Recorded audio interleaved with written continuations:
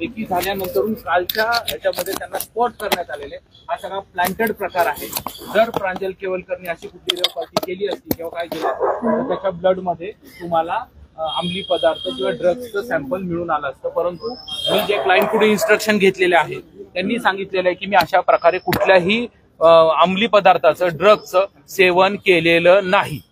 तुम्ही ट्रॅप आहे असं म्हणाला, हे सगळं ट्रॅप आहे आणि पोलिसांनी हे सगळं ट्रॅप केलं असं म्हणणं नाही हे बघा, मी कुणाचं नाव घेत नाही त्याच्यामध्ये, परंतु मी एवढं माझ्या क्लायंटने जे इन्स्ट्रक्शन दिलंय त्याच्यामध्ये मी सांगतो की हा एक बनावट आणि फसवणूक करून अडकवण्याचा केलेला एक खोटा प्रकार आहे। ह्याच्यामधून सत्य बाहेर येणार आहे।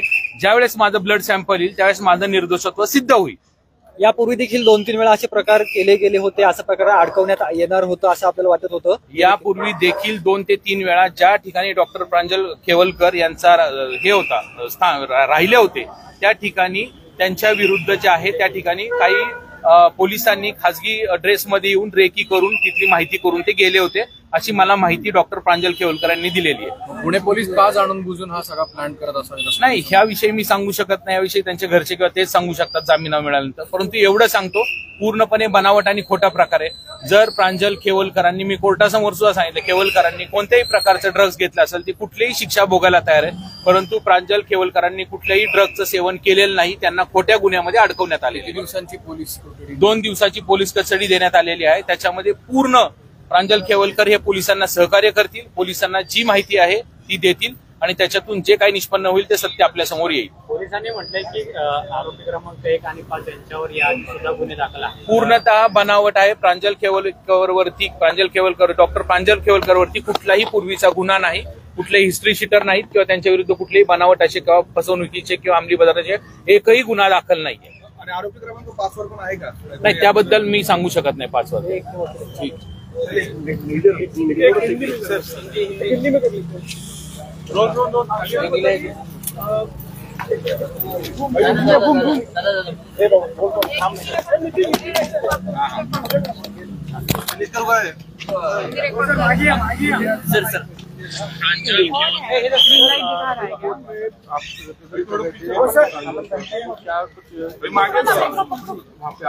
और आपने क्या कहा डिफेंस? और आज पुलिस ने प्रांजल केवलकर को ड्रग्स लेने के मामले में आज अरेस्ट करके कोर्ट में लिया था, लेकिन प्रांजल केवलकर ने एक भी ड्रग्स लिया नहीं है। उसके ब्लड रिपोर्ट में वो सब कुछ सामने आ जाएगा 2 दिन में। लेकिन मैंने कोर्ट को भी ओपन कोर्ट में बताया था कि मैंने कोई भी ड्रग्स लिया नहीं, मैंने मतलब प्रांजल केवलकर ने कौन से भी ड्रग्स सेवन किया नहीं था। नहीं, उनका पुलिस का ये कहना था कि ये रेव पार्टी चल रही थी वहाँ पे। अरे एक घर में अगर 4 लोग बैठे तो रेव पार्टी कैसे बोल सकते हैं उसको? रेव पार्टी के लिए पब्लिक प्लेस होना चाहिए, उसका कोई ऑर्गेनर होना चाहिए, 100-200 लोग चाहिए, उसके लिए ऑर्गेनाइज चाहिए, उसके लिए म्यूजिक चाहिए, तभी रेव पार्टी बोल सकते हैं अपन। किसी भी पार्टी को या किसी भी घर में अगर 2 से ज्यादा लोग ये होते तो उसको रेव पार्टी नहीं कह सकते। आप पुलिस ने क्या आरोप लगाया है कोर्ट में? पुलिस ने आरोप लगाया है कि उधर जो था उधर कोकेन मिला है, उधर गांजा मिला है, लेकिन मेरे पोजीशन यानी प्रांजल केवलकर के पोजीशन में कुछ भी इलीगल मिला नहीं, ना कि प्रांजल केवलकर ने कुछ भी कंज्यूम किया है, कोकेन या ड्रग्स या ऐसा कुछ भी कंज्यूम किया नहीं है। आपने ये भी कोर्ट में आर्ग्यू किया कि प्रांजल केवलकर है वो एक राजनीतिक से जुड़े हुए हैं, इसलिए उनको इम्प्लीमेंट किया जा रहा है। नहीं, मेरे क्लाइंट जो प्रांजल केवलकर उन्होंने मेरे को ऐसे इंस्ट्रक्शन दिया कि उनको फंसाया गया है। अभी क्या फंसाया, किसने फंसाया, वो बाहर आके आपको बोलेंगे। राजनीति में होने की वजह से जुड़े हुए ऐसी आशंका उन्होंने जताई है, वो बाहर आके वो खुद बोलेंगे। अच्छा, कोर्ट ने आदेश क्या दिया है? कोर्ट ने 2 दिन का पुलिस कस्टडी दिया है, उसमें प्रांजल केवलकर पूरी तरह से उनको जो इन्वेस्टिगेशन चल रहा है उनको पूरी तरह से कोऑपरेट करेंगे और उनका निर्दोषत्व सिद्ध होने तक वो लढते रहेंगे।